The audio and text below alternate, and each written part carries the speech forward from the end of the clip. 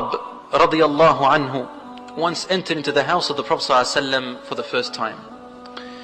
And as he sat down, he had a smile on his face when suddenly he began to cry. Yabki.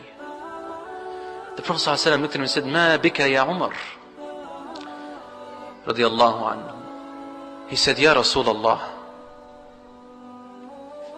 He had looked around his house, you see, and he saw that the Prophet ﷺ's house was extremely simple.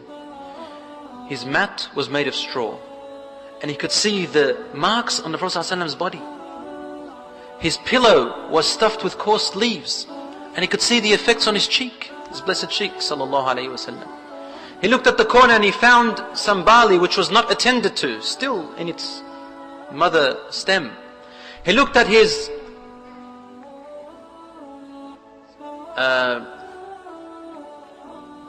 lamp, his lantern, and he found that there was no fuel in it to light it up for some light and heat.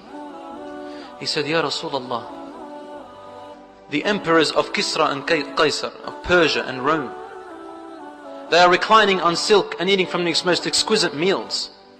Everything they want is there for them, and wearing from the most expensive clothing. وَأَنْتَ يَا رَسُولَ اللَّهِ, you, O Messenger of God, the best of all human beings, فِي هَذَا, like this? The Prophet ﷺ stood up and he smiled to teach us a lesson, not to wail and whine.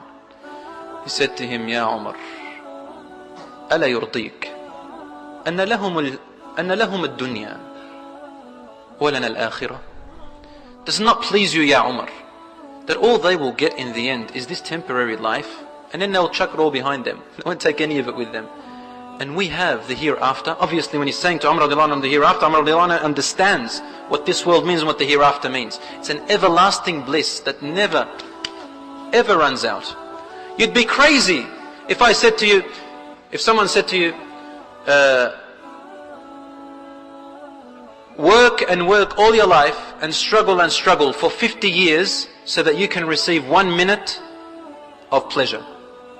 Would you be sane if you were to go through hardship and plowing for 50 years to receive 1 minute of pleasure? Would anybody do that? No, no one would do that. So we plow and struggle for the 60 or 70 years of our life, which in the end is only like a day or an hour. وَيَذَرُونَ وَرَاءَهُمْ, Allah subhanahu wa ta'ala says, and they leave behind them an enormous day, which is everlasting in the hereafter. So Umar ibn al-Khattab replied by saying, he wiped his tears and he said, Bala, Bala ya Rasulullah. Oh yes ya Rasulullah, this is exactly what we want.